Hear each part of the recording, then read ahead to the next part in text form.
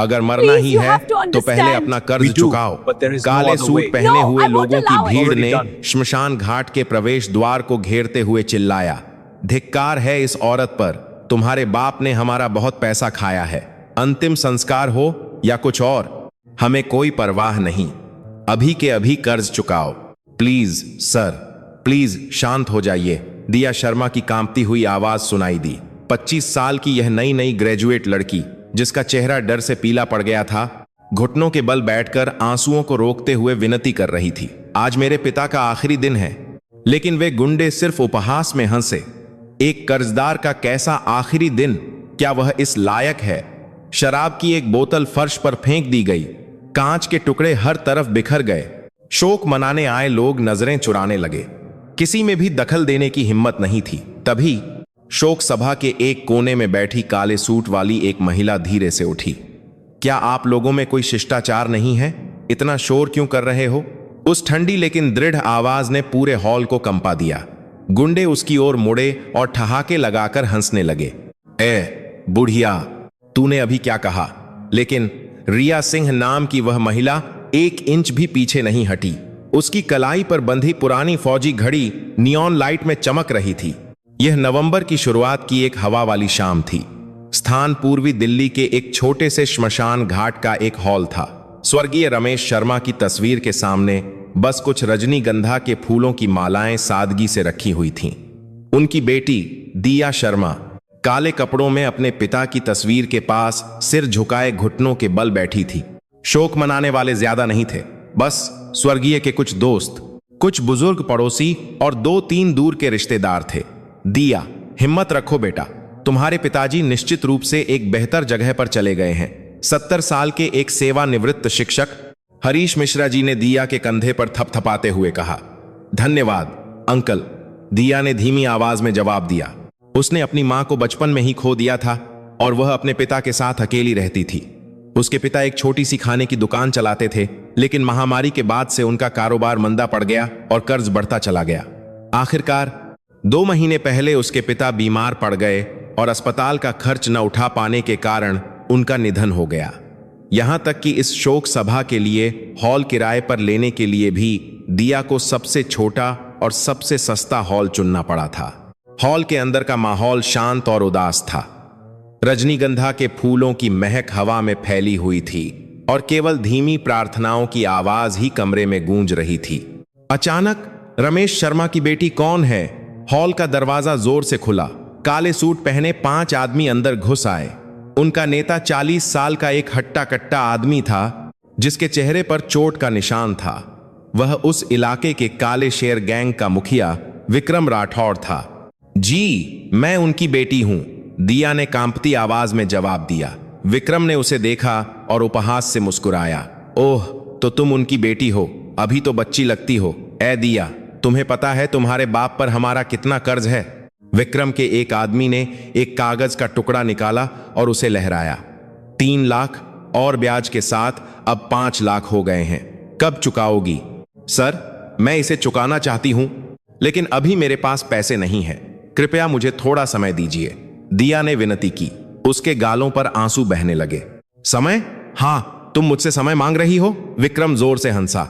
अचानक उसने स्वर्गीय की तस्वीर की ओर इशारा किया। ए रमेश बदमाश, तेरा कर्ज तुझे ही चुकाना होगा। तुझे क्या लगा मरने से सब कुछ खत्म हो जाएगा? सर, प्लीज मेरे पिता की तस्वीर के सामने ऐसा मत कहिए। दिया तुरंत उसे रोकने के लिए उठी, लेकिन विक्रम ने उसे बेरहमी से धक्का दे दिया। धड़ाम, दिया फर्श पर गिर पड़ी। शोक मनाने वाले केवल अपनी सांस रोक सकते थे। किसी ने भी मदद करने की हिम्मत नहीं की। डर ने उन्हें जमा दिया था। एक और बोतल खोल। विक्रम के एक आदमी ने शराब की एक और बोतल खोली और उसे फर्श पर उड़ेल दिया। रमेश, नरक में जितनी चाहे पी लेना, कर्जखोर कहीं का। शराब की गंध पूरे कमरे में फैल गई। दिया फर्श पर बैठी, कांपते हुए सिसक कर रो रही थी। हरीश जी ने विक्रम को गुस्से से देखा, लेकिन एक बुजुर्ग होने के नाते वह कुछ नहीं कर सकते थे। विक्रम ने एक बार फिर स्वर्गीय की तस्वीर की ओर थूका। छी, धिक्कार है। एक शोककर्ता ने गुस्से में उठने की कोशिश की, लेकिन उसके बगल वाले व्यक्ति ने तुरंत उसकी बांह खींच ली। चुप रहो, वे काले शेर गैंग के लोग हैं। अगर हमने कुछ किया तो हम मारे जाएंगे।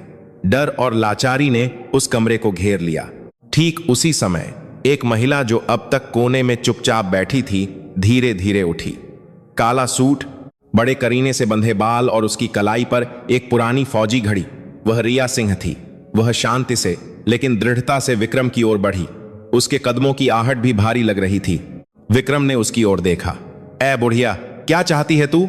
यह सब अभी बंद करो। रिया की आवाज धीमी थी, लेकिन कमरे में मौजूद हर किसी को साफ सुनाई दे रही थी। विक्रम धीरे धीरे उसकी ओर मुड़ा। तूने अभी क्या कहा है? उसके आदमी भी हंसने लगे। भाई, यह औरत हमें हुक्म दे रही है। लेकिन रिया के चेहरे पर कोई बदलाव नहीं आया। उसने सीधे विक्रम की आंखों में देखा। उसकी आंखों में डर का कोई निशान नहीं था। यह एक मृत व्यक्ति को विदा करने की जगह है। कर्ज का मामला बाहर सुलझाओ। क्या? इस औरत को देखो। तू होती कौन है मुझे आदेश देने वाली? विक्रम रिया के पास आया। उसका 180 सेमी से अधिक लंबा शरीर इंटिमिडेटर लग रहा था जब वह रिया को ऊपर से घूर रहा था। शोक मनाने वालों ने अपनी सांस रोक ली। बेचारी औरत, अब वह मुसीबत में पड़ जाएगी। दीदी, कोई बात नहीं, उन्हें छोड़ दीजिए, मैं संभाल लूंगी। दिया ने फर्श से कांपती आवाज में विनती की, लेकिन रिया ने अपना सिर हिलाया और धीरे से कहा, दिया, कोई बात नहीं, मैं यहां हूं। दीदी, दीदी कह रही है। विक्रम ने उसकी नकल उतारते हुए रिया के कंधे को पकड़ने के लिए अपना हाथ बढ़ाया। ठीक उसी पल कड़ाक रिया का हाथ बिजली की तेजी से घूमा। विक्रम की कलाई पीछे की ओर मुड़ गई, जिससे उसका शरीर आगे की ओर झुक गया। आह, दर्द हो रहा है। भाई, उसके आदमी हैरानी से चिल्लाए, लेकिन रिया ने विक्रम की बाह को मोड़कर उसे घुटनों के बल बिठा दिया था। यह एक ठप ठप जॉइंट लॉक था। मुझे छोड़ दो, विक्रम चिल्लाया। लेकिन रिया ने थोड़ी और ताकत लगाई और ठंडे स्वर में कहा, मैं एक बार फिर दोहराती हूं, अभी यहां से निकल जाओ। शोक मनाने वालों की आंखें फटी की फटी रह गईं। हरीश जी ने खुले मुंह से रिया को देखा। इस लड़की में ऐसी काबिलियत है। खड़े क्या हो? जल्दी से इस औरत को मुझसे हटाओ, विक्रम चिल्लाया। उसके चारों आदमी एक साथ दौड़े। दीदी, बच के, दिया चिल्लाई। लेकिन रिया बिल्कुल भी घबराई नहीं। उसने विक्रम को छोड़ा, अपने शरीर को नीचे किया और पहले हमलावर आदमी की पिंडली पर लात मारी। टाक! वह आदमी चीखते हुए फर्श पर गिर गया। दूसरे आदमी ने मुक्का मारा, लेकिन रिया ने उसकी कलाई पकड़ ली, उसे मरोड़ा और उसे फर्श पर पटक दिया। धड़ाम! तीसरे आदमी ने पीछे से गला घोंटने की कोशिश की, लेकिन रिया ने उसकी छाती पर जोर से कोहनी मारी। चौथे आदमी डर के मारे हिचकिचाया, लेकिन रिया ने तेजी से उसका पैर फंसाकर उसे गिरा दिया। गिड़गिड़ाहट! 15 सेकंड से भी कम समय में वे चारों दर्द से कराहते हुए फर्श पर पड़े थे। शोक सभा में सन्नाटा छा गया। शोक मनाने वाले अपना मुंह बंद नहीं कर पा रहे थे, जबकि हरीश जी प्रशंसा में सिर हिला रहे थे। विक्रम ने अविश्वास भरी नजरों से रिया को देखा। तुम आखिर हो कौन? यह सब कहां से सीखा? रिया ने जवाब नहीं दिया। वह बस धीरे धीरे एक एक कदम करके विक्रम के पास आ रही थी। उसकी पुरानी फौजी घड़ी नियॉन लाइट के नीचे चमक रही थी। यह आखिरी चेतावनी है, अभी यहां से निकल जाओ और इस लड़की के सामने फिर कभी मत आना। विक्रम ने गुर्राते हुए अपनी जेब में हाथ डाला, जैसे कुछ निकालने वाला हो। रिया की निगाहें तुरंत तेज हो गईं। चाकू या ऐसी कोई चीज निकालने की कोशिश मत करना, तुम्हारी कलाई टूट जाएगी। उस एक वाक्य ने विक्रम का हाथ रोक दिया। रिया की आंखों में सच्चाई थी। विक्रम सहज रूप से महसूस कर सकता था कि यह कोई खोखली धमकी नहीं थी। धिक्कार है। तुम सब उठो, विक्रम ने अपने पड़े हुए आदमियों पर चिल्लाया। वे कराहते हुए उठने की कोशिश कर रहे थे। जल्दी उठो। हालांकि वे लड़खड़ाते हुए उठे। उनकी आंखें डर से भरी थीं। भाई, यह औरत कोई मामूली नहीं है। चुप रहो, कायर मत बनो। ठीक उसी समय यहां क्या हंगामा हो रहा है। वर्दी में 2 पुलिस अधिकारी अंदर आए। नेतृत्व करने वाला पुलिस वाला 30 के दशक के अंत में था, इंस्पेक्टर समीर कुमार। पुलिस आ गई, एक शोककर्ता ने राहत की सांस ली। इंस्पेक्टर समीर ने चारों ओर देखा। फर्श पर टूटी बोतलें और चोटिल चेहरे वाले गुंडे खड़े थे। हमें एक रिपोर्ट मिली है। क्या यहां कोई हिंसा हुई है? सर, पुलिस, देखिए इस औरत को, इसने अचानक हम पर हमला कर दिया, विक्रम के एक आदमी ने चिल्लाया। क्या यह महिला? इंस्पेक्टर समीर ने रिया को देखा। अपने साफ सुथरे काले सूट में वह बस चुपचाप खड़ी थी। नहीं, यह सच नहीं है। पहले उन्होंने ही हंगामा किया था, दिया ने जल्दी से कहा। उन्होंने शराब फैलाई और मेरे पिता का उनकी तस्वीर के सामने अपमान किया। इंस्पेक्टर समीर एक पल के लिए चुप हो गया। वह विक्रम राठौड़ को जानता था। काले शेर गैंग उस इलाके में एक ऐसी ताकत थी जिसे हल्के में नहीं लिया जा सकता था। ठीक है, सभी लोग बयान देने के लिए पुलिस स्टेशन चले। रिया ने सीधे उसकी ओर देखा। यहां निश्चित रूप से सीसीटीवी होगा। अगर आप उसे जांचेंगे तो पता चल जाएगा कि हिंसा किसने शुरू की। आहा, वो इंस्पेक्टर समीर हिचकिचाता हुआ लगा। विक्रम मुस्कुराया और बीच में बोला, इंस्पेक्टर साहब, हमारी क्या गलती है? हम तो बस कर्ज वसूलने आए थे। इस औरत ने अचानक हम पर हमला कर दिया। हरीश जी अब और बर्दाश्त नहीं कर सके और आगे आए। पुलिस साहब, मैंने शुरू से सब कुछ देखा है। उन्होंने ही हंगामा किया और इस बच्ची को धक्का देकर गिरा दिया। बूढ़े, चुप ही रहो। अगर मुसीबत में नहीं पड़ना चाहते तो बीच में मत बोलो। विक्रम ने धमकी दी। रिया आगे बढ़ी। मेरा नाम रिया सिंह है। मैं स्वर्गीय की दोस्त हूं और दिया को बचपन से जानती हूं। इंस्पेक्टर समीर ने उसे फिर से देखा। उसे यह चेहरा जाना पहचाना लगा। रिया सिंह। कहीं आप? उसकी आंखें फैल गईं, उसका मुंह खुला रह गया। कहीं आप? रिया दीदी, बहुत समय हो गया, रिया ने हल्की मुस्कान के साथ कहा। इंस्पेक्टर समीर का चेहरा तन गया। वे एक ही गांव के थे, साथ पले बढ़े थे, लेकिन रिया के सेना में जाने के बाद उनका संपर्क टूट गया था। दीदी, आप यहां कैसे? इस बच्ची के पिता का देहांत हो गया। मैं शोक मनाने आई थी। विक्रम ने उनकी बातचीत सुनी और हंसा। ओह, इंस्पेक्टर साहब को जानते हो? बहुत अच्छा। इंस्पेक्टर, इस औरत को मारपीट के आरोप में तुरंत गिरफ्तार करो। हम इस पर मुकदमा करेंगे। इंस्पेक्टर समीर असमंजस में लग रहा था। वह रिया को जानता था, लेकिन वह काले शेर गैंग की ताकत को भी जानता था। दीदी, बेहतर होगा कि हम पहले पुलिस स्टेशन चलें। समीर, रिया ने धीरे से बुलाया। तुम एक पुलिस वाले हो। पुलिस कानून के अलावा किसी का पक्ष नहीं लेती। समीर ने अपने होंठ काटे। रिया के शब्दों ने उसके दिल को छू लिया। हां, कानून की बात कर रही है। विक्रम ठहाके लगाकर हंसा और समीर के पास आया। इंस्पेक्टर, तुम हमारे गैंग को जानते हो, है ना? तुम जानते हो कि हम इस इलाके में कौन हैं? यह एक खुली धमकी थी। समीर के माथे पर पसीना आने लगा। उसी समय रिया ने अपनी पुरानी फौजी घड़ी को छुआ। समीर, तुम्हें याद है जब स्कूल में तुम्हें गांव के गुंडे परेशान करते थे तो तुम्हारी मदद किसने की थी? समीर की निगाहें डगमगा गईं। उसे याद आया, तब वह 12वीं कक्षा में था। 5 गांव के गुंडों ने उसे एक गली में घेर लिया था और उससे पैसे छीनने की कोशिश कर रहे थे। अपना पैसा निकाल, जल्दी। मेरे पास पैसे नहीं हैं। और कैसे बचाया? झूठ। इसकी जेब तपास करो। ठीक उसी समय रिया प्रकट हुई। उस समय वह 21 साल की एक कॉलेज छात्रा थी और 3 मिनट के भीतर उसने सभी गुंडों को ढेर कर दिया था। समीर, तुम ठीक हो? रिया दीदी। उस दिन से समीर रिया को अपनी जीवन भर की नायिका मानने लगा था और रिया जैसा बनने, कमजोरों की रक्षा करने की इच्छा के कारण ही वह पुलिस में भर्ती हुआ था। तुम्हें याद है ना? रिया ने धीरे से पूछा। समीर ने धीरे धीरे सिर हिलाया। हां दीदी, मुझे याद है। तो फिर तुम यह भी जानते हो कि तुम्हें अब क्या करना चाहिए? समीर ने एक गहरी सांस ली। फिर वह विक्रम की ओर मुड़ा।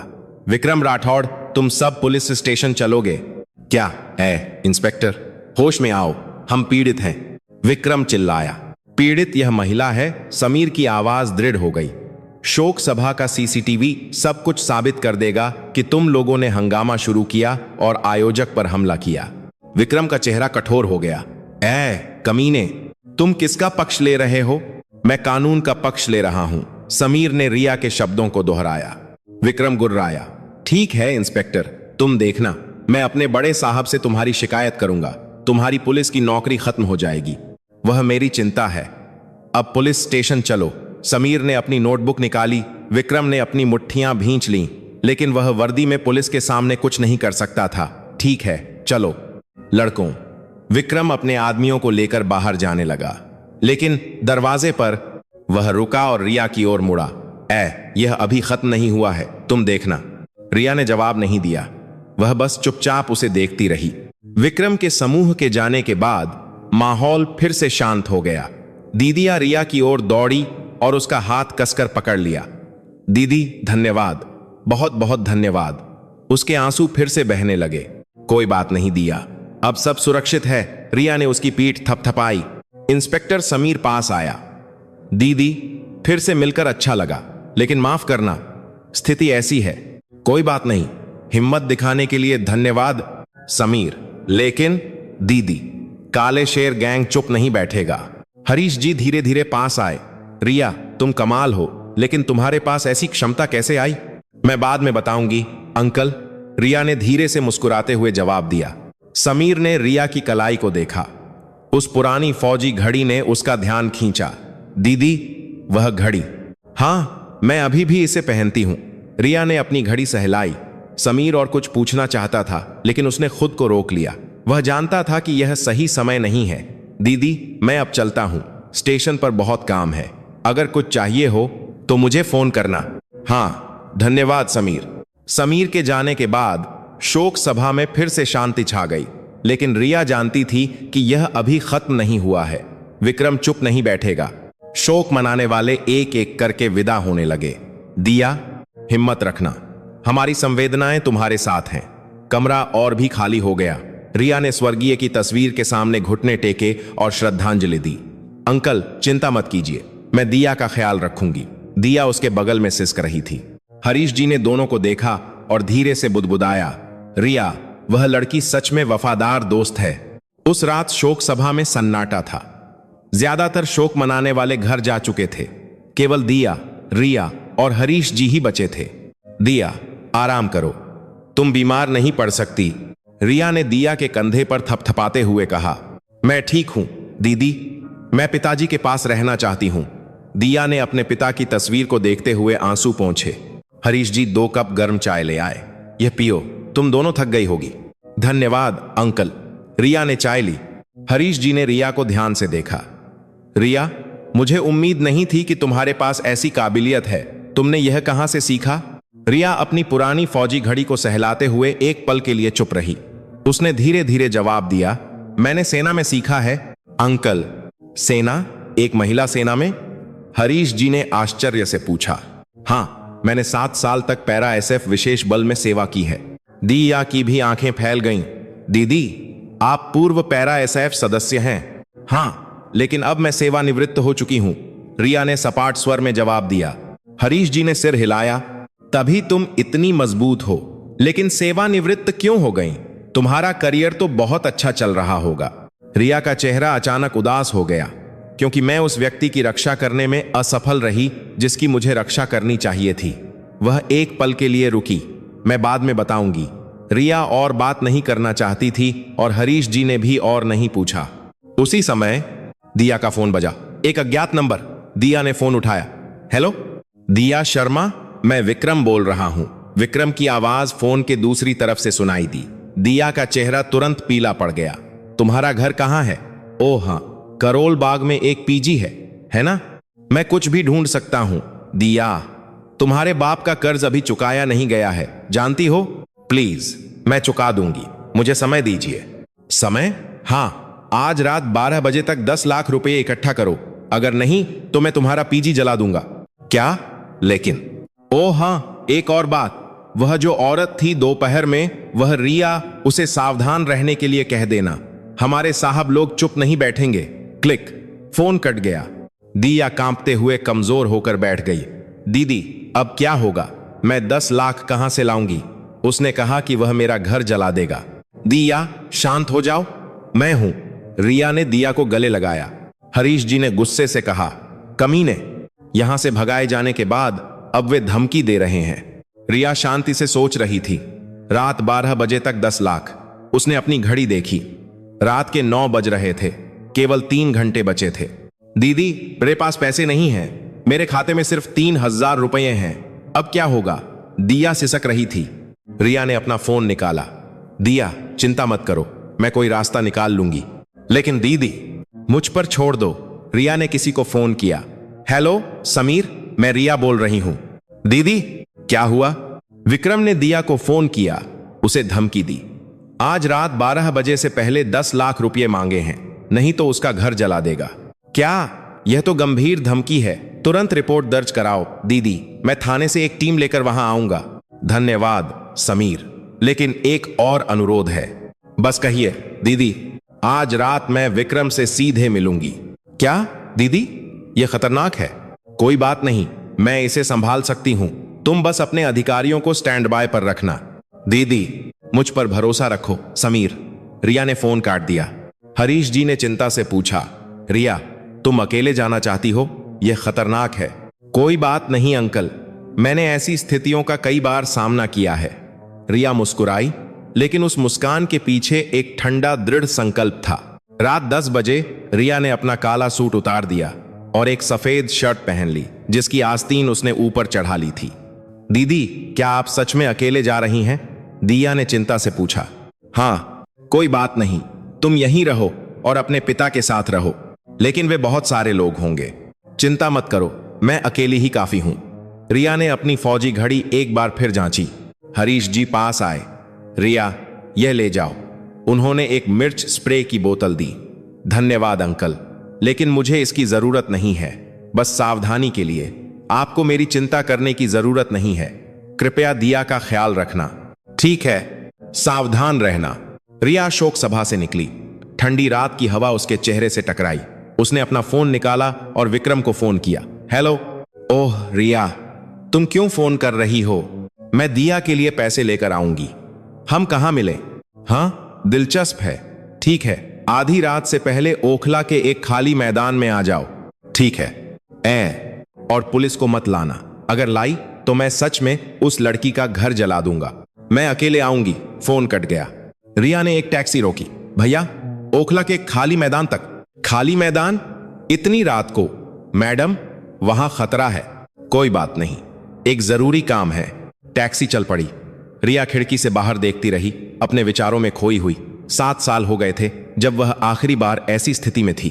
उसका मन अतीत में चला गया, जब वह पैरा एसएफ में थी। वह दिन जब उसने एक ऑपरेशन में अपने साथी को खो दिया था। रिया, तुम पहले जाओ। मैं ठीक हूं। नहीं, हम साथ चलेंगे। रिया, प्लीज। गोलियों की आवाज गूंजी और उसका साथी उसकी बाहों में शहीद हो गया। रिया ने अपना सिर हिलाया। नहीं, इस बार अलग है। इस बार मुझे उसकी रक्षा करनी है। टैक्सी ओखला के खाली मैदान के सामने रुकी। पहुंच गए मैडम, लेकिन क्या आप सच में ठीक हैं? रात में यहां बहुत सुनसान होता है। कोई बात नहीं भैया, ये लीजिए किराया। रिया टैक्सी से उतरी। वह खाली मैदान अंधेरा था। केवल कुछ स्ट्रीट लाइटें मंद मंद चमक रही थीं।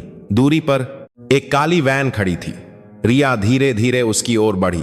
वैन का दरवाजा खुला और विक्रम अपने 7 आदमियों के साथ उतरा। ओह, सच में अकेले आई हो? विक्रम ने उपहास करते हुए कहा। पैसे कहां हैं? पैसे नहीं हैं, रिया ने सपाट स्वर में जवाब दिया। क्या बिना पैसे के आई हो? इसके बदले मेरे पास एक प्रस्ताव है। प्रस्ताव? कैसा प्रस्ताव? विक्रम ऐसे हंसा जैसे उसे विश्वास न हो रहा हो। दिया का कर्ज मैं किश्तों में चुका दूंगी। किश्तों में? हाँ। तुम मजाक कर रही हो? उसके आदमी भी हंसने लगे। रिया आगे बढ़ी। लेकिन एक शर्त है, आज से तुम दिया के पास कभी नहीं जाओगे। तुम खुद को समझती क्या हो? मुझे हुक्म दे रही हो? विक्रम की आवाज ऊंची हो गई। यह हुक्म नहीं है, यह एक प्रस्ताव है। प्रस्ताव? ठीक है, मेरा प्रस्ताव यह है। विक्रम ने अपनी उंगली से इशारा किया। तुम अभी यहीं घुटने टेको और भीख मांगो, फिर मैं विचार करूंगा। ऐसा नहीं होगा। रिया ने सिर हिलाया। क्या तुम्हें अपनी स्थिति का अंदाजा नहीं है? विक्रम के इशारे पर उसके आदमी एक साथ रिया को घेरने लगे। 8 के खिलाफ 1। लड़कों, इस औरत को एक सबक सिखाओ, लेकिन उसे मारना मत। बस इतना करो कि वह अस्पताल पहुंच जाए। ठीक है भाई। उसके आदमी पास आए। रिया ने एक गहरी सांस ली। उसने अपनी फौजी घड़ी एक बार फिर देखी। इस बार मुझे उसकी रक्षा करनी है। उसकी आंखों की चमक बदल गई। एक आदमी जो लोहे का पाइप लाया था, सबसे पहले आगे बढ़ा। यह ले। पाइप रिया के सिर की ओर घुमाया गया, लेकिन रिया थोड़ा झुककर बच गई। फिर उस आदमी की कलाई पकड़कर मरोड़ दी। लोहे का पाइप जमीन पर गिर गया। वह आदमी अपना हाथ पकड़कर बैठ गया। 1। रिया धीरे से बुदबुदाई। दूसरे और तीसरे आदमी ने एक साथ हमला किया। रिया ने दाईं ओर के आदमी के मुक्के को अपनी हथेली से रोका, फिर उसकी ठोड़ी पर कोहनी मारी। वह आदमी पीछे की ओर लड़खड़ा गया। साथ ही उसने बाईं ओर के आदमी के पैर पर लात मारकर उसे गिरा दिया। 2, 3। विक्रम का चेहरा तन गया। यह औरत क्या चीज है? चौथे और 5वें आदमी डंडों के साथ आगे बढ़े। रिया ने अपने शरीर को नीचे किया। पहले डंडे के वार से बची। वह तेजी से घूमी और दूसरे आदमी का पैर फंसा दिया। गिरे हुए आदमी के पेट पर लात मारी गई, जिससे वह चीख पड़ा। दूसरे आदमी ने डंडा घुमाया, लेकिन रिया ने उसकी बांह पकड़ ली, उसे मरोड़ा और डंडा छीन लिया। उस डंडे से उसने उस आदमी के घुटने पर मारा। वह आदमी चीखते हुए गिर गया। 4, 5। अब केवल 2 आदमी और विक्रम बचे थे। तुम लोग क्या कर रहे हो? विक्रम घबराकर चिल्लाया।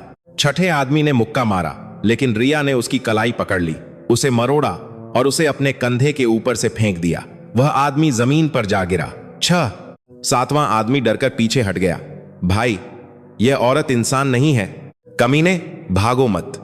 लेकिन उस आदमी ने भागने की कोशिश की और रिया ने उसकी टखने को पकड़ लिया। उसने उस आदमी को जमीन पर पटक दिया और उसकी बांह को लॉक कर दिया। वह आदमी दर्द से छटपटाने लगा। 7। रिया धीरे धीरे उठी। उसकी सांस थोड़ी फूल रही थी, लेकिन वह शांत थी। अब केवल विक्रम अकेला बचा था। तुम आखिर हो क्या? विक्रम पीछे हटा। रिया उसके पास चली गई। मैं सिर्फ दिया की दीदी हूं। झूठ, एक आम इंसान ऐसा नहीं हो सकता। विक्रम ने अपनी जेब से एक चाकू निकाला। उसकी धार स्ट्रीट लाइट की रोशनी में चमकी। पास मत आना, वरना मैं तुम्हें छुरा घोंप दूंगा। रिया रुकी नहीं। चाकू नीचे रखो। चुप रह। तुझे पता है मैं कौन हूं? मैं काले शेर गैंग का मुखिया हूं। अगर तूने मुझे छुआ तो मेरे साहब लोग चुप नहीं बैठेंगे। तो रिया की आवाज ठंडी थी। विक्रम ने अपना चाकू घुमाया, लेकिन रिया ने ठीक उसकी कलाई पकड़कर मरोड़ दी। चाकू जमीन पर गिर गया और विक्रम घुटनों के बल बैठ गया। रिया ने उसके कंधे पर दबाव डाला जब तक कि वह पूरी तरह से जमीन पर नहीं गिर गया। 8। दर्द हो रहा है, मुझे छोड़ दो। ध्यान से सुनो, विक्रम, रिया ने धीमी आवाज में कहा। आज से दिया के पास फिर कभी मत आना। अगर तुम उसके पास आए तो मैं खुद तुम्हारे गैंग के अड्डे पर आऊंगी और मैं तुम्हारे साहबों के साथ भी यही करूंगी, समझे? विक्रम कांप रहा था। रिया की आंखों में सच्चाई थी। ठीक है, मैं समझ गया, मुझे छोड़ दो। रिया के छोड़ने के बाद विक्रम हांफते हुए जमीन पर पड़ा रहा।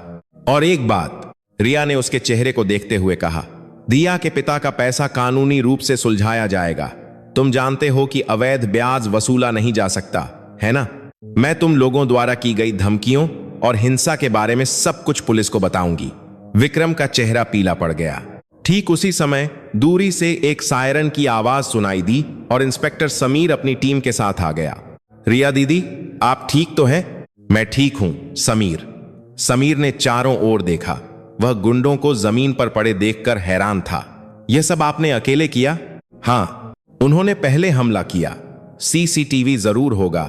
रिया ने खाली मैदान के प्रवेश द्वार की ओर इशारा किया, जहां एक सीसीटीवी कैमरा लगा था। विक्रम, तुम्हें धमकी देने और मारपीट करने के आरोप में गिरफ्तार किया जाता है। समीर ने हथकड़ी निकाली।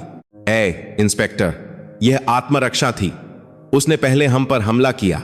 सीसीटीवी सब कुछ साबित कर देगा। शांति से हमारे साथ चलो।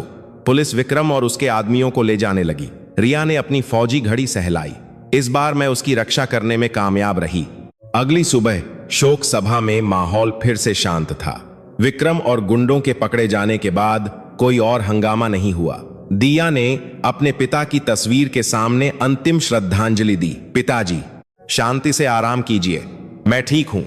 रिया उसे बगल से देख रही थी। हरीश जी गर्म दलिया ले आए। दिया, रिया, पहले कुछ खा लो, तुम लोग रात भर सोए नहीं होगे। धन्यवाद अंकल। जब वे खा रहे थे, कमरे का दरवाजा खुला। माफ कीजिएगा, 50 साल का एक अधेड़ उम्र का आदमी जिसने एक साफ सुथरा सूट पहना था अंदर आया। उसके बाल सफेद हो रहे थे और उसकी नजरें तेज थीं। 2 सूट पहने आदमी उसके पीछे थे। कौन हैं आप? दिया ने हैरानी से पूछा।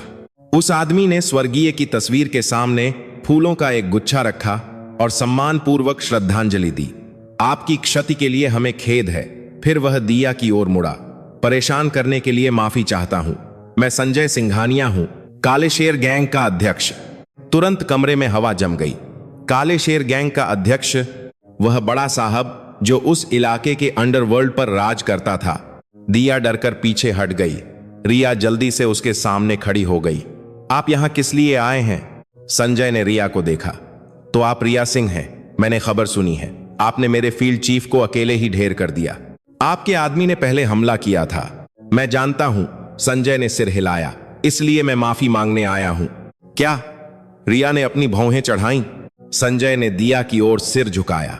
मिस दिया शर्मा, मैं आपके पिता के अंतिम संस्कार में मेरे सदस्यों द्वारा किए गए हंगामे के लिए तहे दिल से माफी मांगता हूं। दिया उलझन में लग रही थी।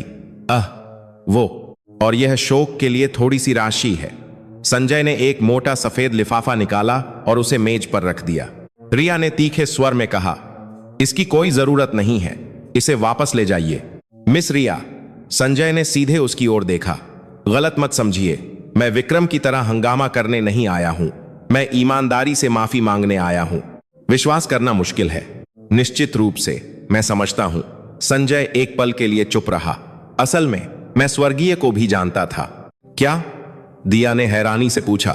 बहुत पहले, जब मैं जवान और भूखा था, तो स्वर्गीय ने ही मुझे मुफ्त में खाना खिलाया था। संजय की आवाज थोड़ी कांप गई। यह 30 साल से भी ज्यादा पुरानी बात है, जब श्री रमेश की एक छोटी सी खाने की दुकान थी। उस समय मैं सिर्फ सड़कों पर रहने वाला एक किशोर गुंडा था। दिया की आंखें फैल गईं। मेरे पिता, हाँ, उन्होंने मुझे भूखा देखा और एक हफ्ते तक हर दिन मुझे खाना खिलाया। उन्होंने कहा, बेटा, इंसान को पहले खाना चाहिए, तभी वह सोच सकता है।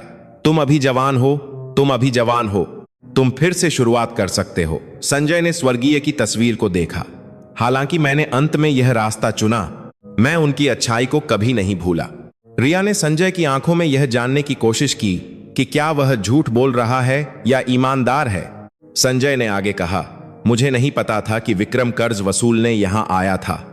अगर मुझे पता होता तो मैं उसे उस व्यक्ति के अंतिम संस्कार में ऐसा कुछ भी करने की इजाजत कभी नहीं देता जिसने मेरी मदद की थी। वह दिया के पास आया। मिस दिया, आपके पिता का कर्ज अब चुका दिया गया है। मैंने उसे संभाल लिया है और विक्रम को मैंने अपनी संस्था से स्थायी रूप से निकाल दिया है। वह आपके सामने फिर कभी नहीं आएगा। दिया ने अविश्वास से देखा। रिया ने पूछा, आप इतना सब क्यों कर रहे हैं? यह एहसान चुकाने का मेरा आखिरी तरीका है, संजय ने जवाब दिया। फिर रिया की ओर मुड़ा। और आपके लिए मिस रिया, मैं भी आपको धन्यवाद देता हूं। आपके द्वारा हमारे सदस्यों को पीटने के कारण मुझे एहसास हुआ कि मेरी संस्था कितनी सड़ चुकी है। मेरे मददगार की बेटी से कर्ज वसूल रही है। वह कोई इंसानियत का काम नहीं था। संजय ने अपना सिर गहरा झुकाया। एक बार फिर मैं माफी मांगता हूं, मैं अब चलता हूं। वह और उसके आदमी शोक सभा से चले गए। कमरा एक पल के लिए शांत हो गया। हरीश जी ने बुदबुदाया, अविश्वसनीय, गुंडों का सरदार खुद माफी मांगने आया।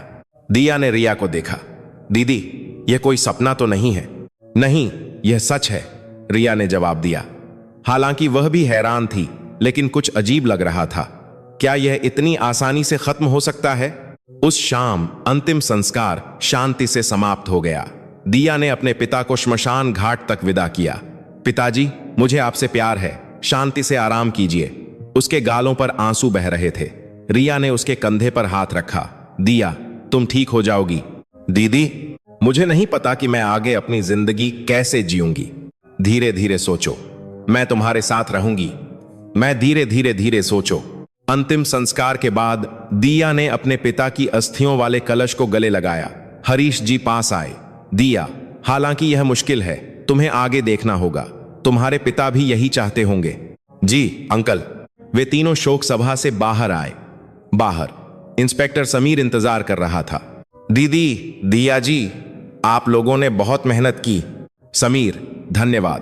पता नहीं अगर तुम नहीं होते तो क्या होता, रिया ने मुस्कुराते हुए कहा। समीर ने सावधानी से कहा, दीदी, मुझे आपसे कुछ देर बात करनी है। क्या हम अकेले में बात कर सकते हैं? जरूर, रिया ने दिया और हरीश जी को पहले जाने के लिए कहा। जब वे अकेले रह गए तो समीर ने बात शुरू की। दीदी, संजय सिंघानिया, काले शेर गैंग के अध्यक्ष के बारे में। हाँ, वह आज माफी मांगने आया था। वह आदमी थोड़ा अजीब है दीदी। समीर का चेहरा गंभीर हो गया। हमारी जांच के अनुसार संजय आसानी से हार मानने वाला इंसान नहीं है। वह बहुत ही बेरहम है। भले ही उसके आदमी गलती करें, वह उन्हें नौकरी से नहीं निकालेगा, बल्कि वह उनकी रक्षा करेगा। रिया की निगाहें तेज हो गईं। तो फिर आज उसका कार्य शायद एक नाटक था। निश्चित रूप से कोई और मकसद होगा। समीर ने चारों ओर देखा। आपको सावधान रहना होगा दीदी। यह तथ्य कि संजय खुद सामने आया, इसका मतलब है कि यह मामला शायद इतनी आसानी से खत्म नहीं होगा। रिया ने सिर हिलाया। मैं समझ गई समीर, धन्यवाद। और दीदी? समीर ने रिया की कलाई को देखा। वह पुरानी फौजी घड़ी अभी भी वहां थी। वह घड़ी पैरा एसएफ के दिनों की है ना? क्या मैं पूछ सकता हूं कि आपने सेवानिवृत्ति क्यों ली?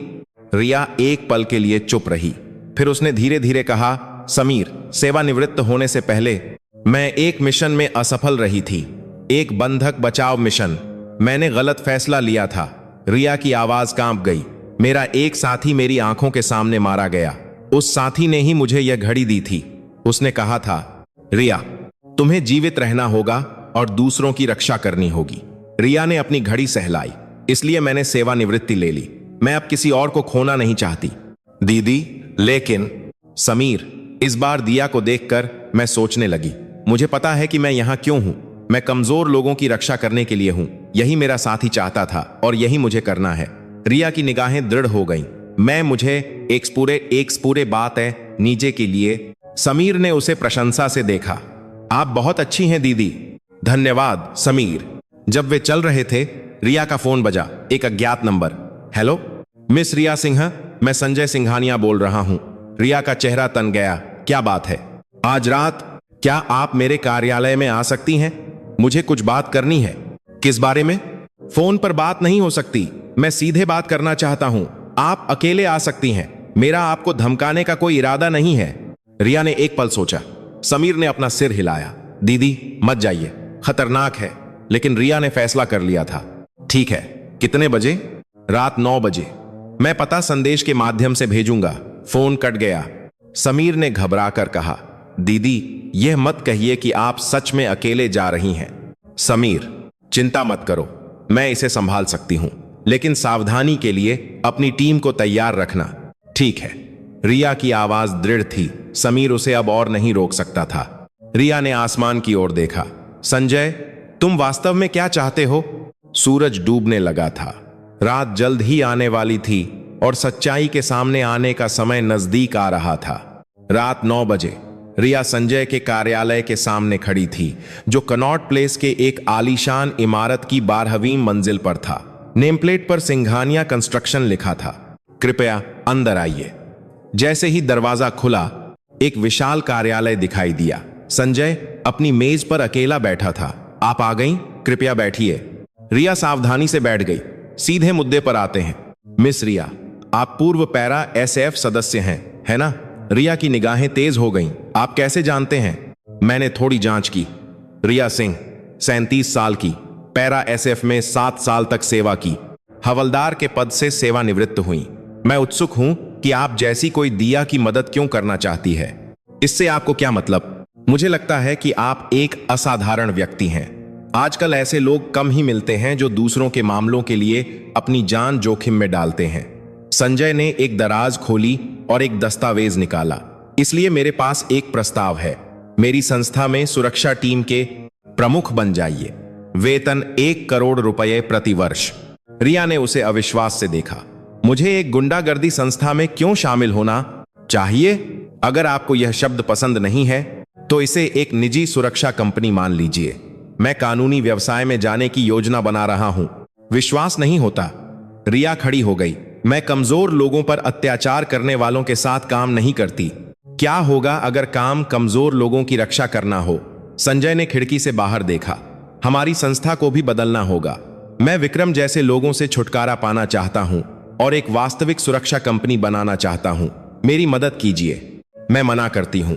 मैं अपना रास्ता खुद बनाऊंगी। रिया दरवाजे की ओर चली गई।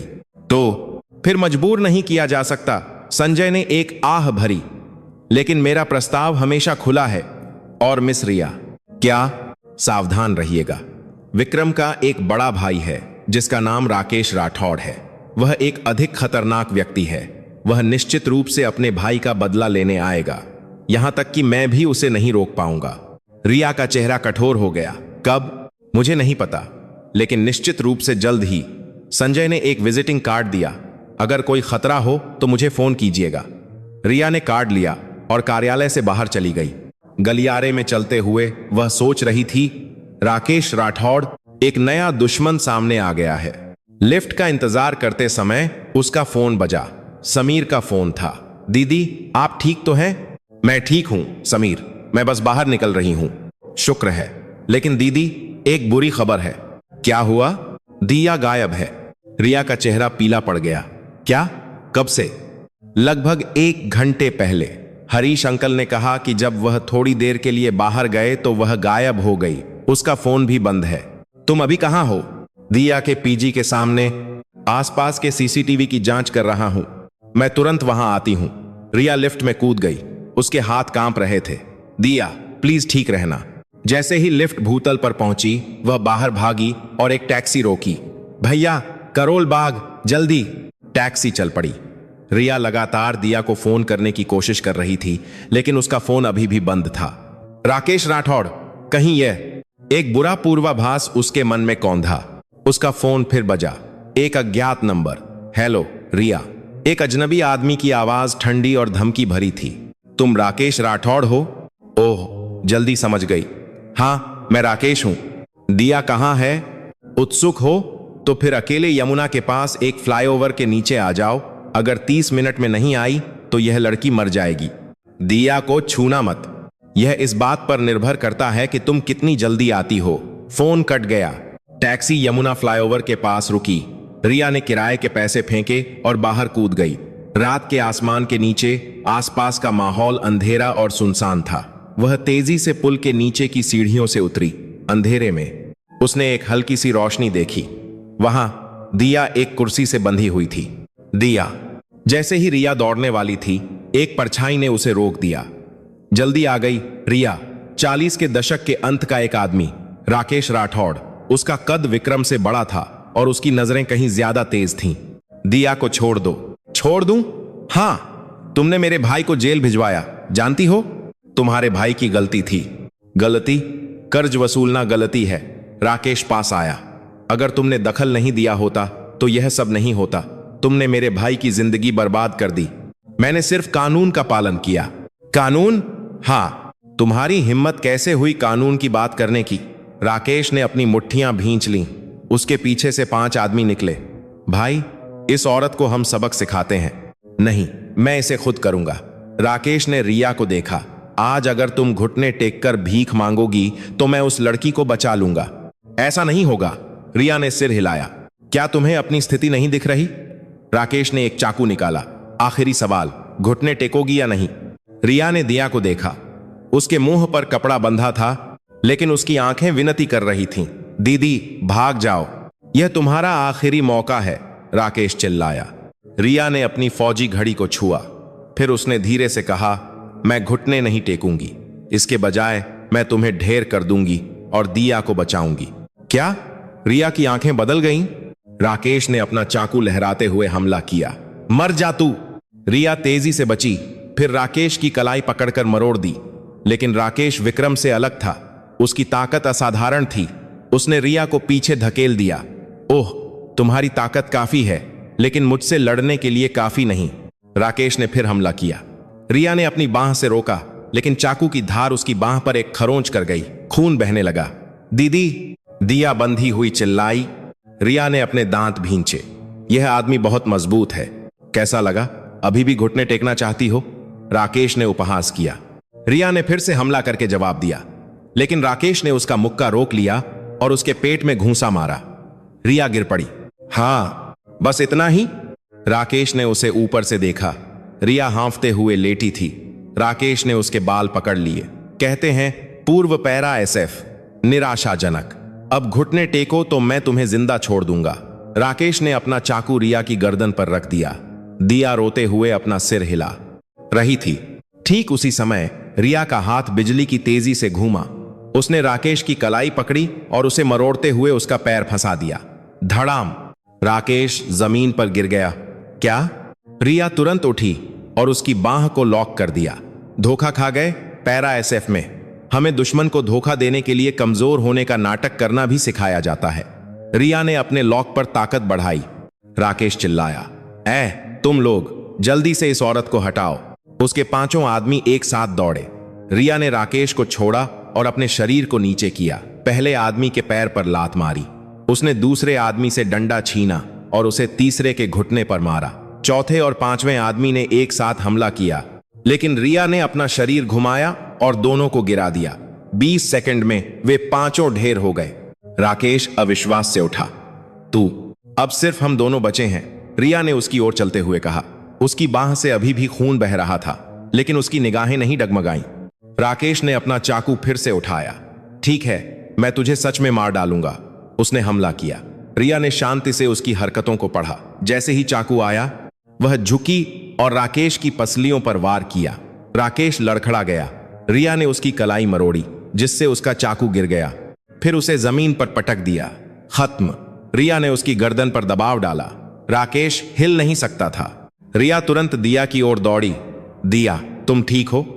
उसने उसके मुंह से कपड़ा हटाया और रस्सियां खोलीं। दीदी, मुझे बहुत डर लग रहा था। दिया रोते हुए रिया को गले लगा लिया। कोई बात नहीं, अब सब खत्म हो गया है। उसी समय सायरन की आवाज सुनाई दी। इंस्पेक्टर समीर अपनी टीम के साथ आया। दीदी, दिया।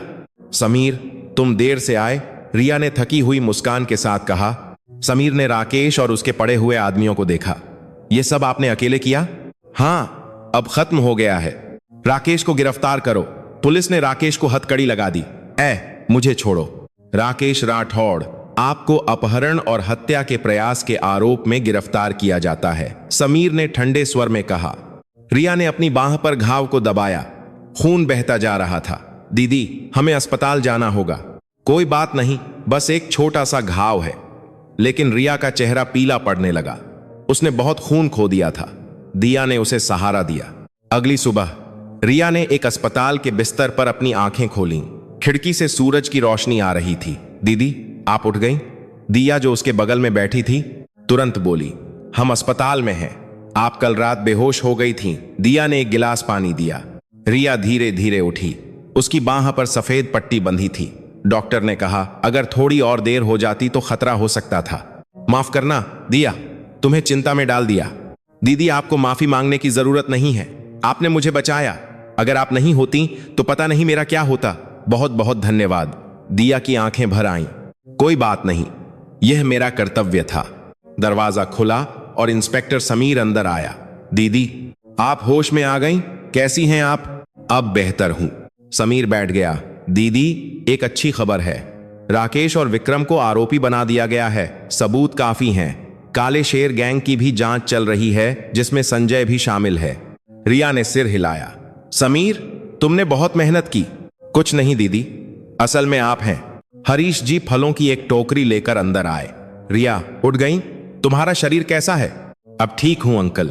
आपकी वजह से दिया सुरक्षित है। बहुत बहुत धन्यवाद। हरीश जी ने रिया का हाथ पकड़ लिया। मैंने बस वही किया जो मुझे करना चाहिए था अंकल। नहीं, तुम्हारे जैसे लोग आजकल कम ही मिलते हैं। दिया के पिता स्वर्ग में तुम्हें धन्यवाद दे रहे होंगे। दिया रिया के बगल में बैठ गई। दीदी, मैंने सोच लिया है कि मैं आगे क्या करूंगी। मैं आपकी तरह जीना चाहती हूं। एक ऐसी इंसान बनना चाहती हूं जो कमजोरों की मदद करे। दिया की निगाहें गंभीर थीं। इसीलिए मैं आपकी और समीर भैया की तरह एक पुलिस ऑफिसर बनना चाहती हूं। रिया हैरान थी। दिया, जो हिम्मत आपने मुझे दिखाई, मैं भी उसे दूसरों को दिखाना चाहती हूं। जब मैं कमजोर थी, आपने मेरी रक्षा की। अब मैं भी दूसरों की रक्षा करने वाली बनना चाहती हूं। रिया की आंखें भर आईं। दिया, तुम एक मजबूत लड़की बन गई हो। यह सब आपकी वजह से है। समीर मुस्कुराया।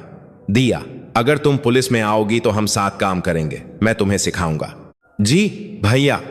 दिया मुस्कुराई। रिया का दिल गर्म हो गया। अपनी फौजी घड़ी को सहलाते हुए उसने मन ही मन बुदबुदाया, लगता है मैंने सही काम किया है। इस बार मैं किसी की रक्षा करने में कामयाब रही। हरीश जी ने धीरे से कहा, रिया, स्वर्ग में तुम्हारा साथी भी खुश हो रहा होगा। रिया ने अपना सिर उठाया। अंकल, आपको कैसे पता? मैं तुम्हारी आंखों में देख सकता हूं। तुम्हारी आंखों में उस इंसान की झलक है जिसने किसी को खोया है, लेकिन अब तुम बेहतर दिख रही हो। लगता है तुमने उस दर्द पर काबू पा लिया है। रिया ने आंसू पोंछे और मुस्कुराई। जी अंकल, अब मैं बिल्कुल ठीक हूं। एक हफ्ते बाद रिया अस्पताल से बाहर निकली। दीदी, मैं आपको छोड़ आती हूं। दिया ने उसका बैग ले जाते हुए कहा। नहीं दिया, तुम्हें आज कॉलेज जाना है? कोई बात नहीं दीदी, आप ज्यादा महत्वपूर्ण हैं। वे एक टैक्सी में बैठ गईं। दीदी कहाँ जाना है? मेरे घर। जैसे ही टैक्सी चली, रिया पिछले एक हफ्ते को याद करने लगी। शोक सभा में हंगामा, विक्रम के साथ लड़ाई, राकेश के साथ टकराव, सब कुछ एक सपने जैसा लग रहा था। क्या सोच रही हैं दीदी? कुछ नहीं, कल मैंने पुलिस भर्ती परीक्षा के लिए आवेदन कर दिया है, दिया ने कहा। सच में? बधाई हो दिया। यह सब आपकी वजह से है दीदी, आपने मुझे हिम्मत दी, अब मुझे डर नहीं लगता। रिया ने दिया का हाथ पकड़ लिया। तुम जरूर कर सकती हो। टैक्सी रिया के घर के सामने रुकी। जैसे ही वे उतरने वाली थीं, एक आदमी पास आया। संजय सिंघानिया। मिस रिया, क्या मैं आपका थोड़ा समय ले सकता हूं? रिया हैरान थी। शांत रहिए, मैं धमकी देने नहीं आया हूं, मैं बस नमस्ते करने और धन्यवाद कहने आया हूं। धन्यवाद, आपकी वजह से मेरी संस्था साफ हो गई। पुलिस द्वारा जांच किए जाने के बाद मैंने बहुत कुछ सीखा। संजय ने अपना सिर झुकाया। अब मैं वास्तव में कानूनी व्यवसाय चलाऊंगा। मैंने काले शेर गैंग को भंग कर दिया है। आप सही थीं। ताकत अत्याचार करने के लिए नहीं, बल्कि रक्षा करने के लिए होती है। संजय ने एक विजिटिंग कार्ड दिया। यह मेरी नई कंपनी का कार्ड है, एक आधिकारिक सुरक्षा कंपनी। अगर आपका मन बदले तो मुझे फोन कीजिएगा। रिया ने उसे लिया, लेकिन मुस्कुराते हुए अपना सिर हिला दिया। धन्यवाद, लेकिन मैं अपना रास्ता खुद बनाऊंगी। ठीक है, अपना ख्याल रखिएगा। संजय के जाने के बाद दिया ने पूछा, दीदी सच में नहीं? वेतन बहुत बड़ा है। नहीं, मैं अपनी तरह से जीऊंगी। रिया ने नीले साफ आसमान को देखा। दिया, चलो कुछ खाते हैं। चलिए दीदी। वे मुस्कुराते हुए चल पड़े। रिया ने अपनी फौजी घड़ी देखी। मैं अब ठीक हूं, मैं दूसरों की रक्षा करते हुए जीना जारी रखूंगी। उसने मन ही मन वादा किया। यह एक नई शुरुआत थी। 3 महीने बाद दीदिया ने पुलिस भर्ती की पहली चरण की परीक्षा पास कर ली। दीदी, मैंने पहला चरण पास कर लिया, दिया ने फोन पर खुशी से चिल्लाया। सच में? बधाई हो दिया, यह सब आपकी वजह से है। फोन बंद करने के बाद रिया ने खिड़की से बाहर देखा। वह अब एक छोटे से कैफे में पार्ट टाइम काम कर रही थी, एक शांत जीवन जी रही थी। वह अपनी सामान्य दिनचर्या से खुश थी। कैफे बंद करने वाली थी कि एक बूढ़ी औरत अंदर आई। बेटा, क्या तुम मेरी मदद कर सकती हो? वह बूढ़ी औरत रास्ता भटक गई थी। जरूर दादी, चलिए मैं आपको घर छोड़ देती हूं। रिया ने उस बूढ़ी औरत को सुरक्षित उसके घर तक पहुंचाया। धन्यवाद बेटा, दुनिया में अभी भी अच्छे लोग हैं, उस दादी ने रिया का हाथ पकड़ते हुए कहा। घर लौटते समय रिया ने सोचा, ताकत कोई बड़ी चीज नहीं है, किसी की रक्षा करना और मदद के लिए हाथ बढ़ाना, यही असली ताकत है। घर पहुंचकर रिया ने अपनी फौजी घड़ी उतारी और उसे मेज पर रख दिया।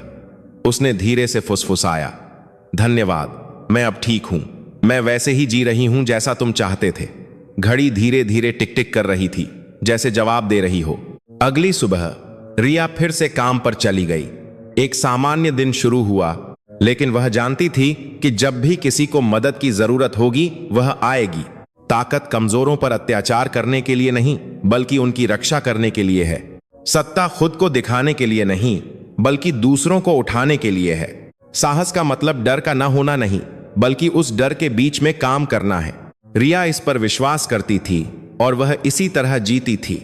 और दिया, समीर और हरीश जी सभी अपनी अपनी जगहों पर जी रहे थे, दूसरों की मदद और रक्षा कर रहे थे। दुनिया शायद अभी भी कठिन और जटिल हो, लेकिन अभी भी अच्छे लोग हैं जो एक दूसरे की रक्षा और समर्थन करते हैं। आज कॉफी बनाते हुए रिया ने सोचा, उम्मीद है आज का दिन भी एक अच्छा दिन होगा। और वह मुस्कुराई। असली ताकत कहीं दूर नहीं है, यह हमारे पास है, छोटे छोटे रोजमर्रा के जीवन में। याद रखें, आपका एक छोटा सा साहस किसी की जिंदगी बदल सकता है।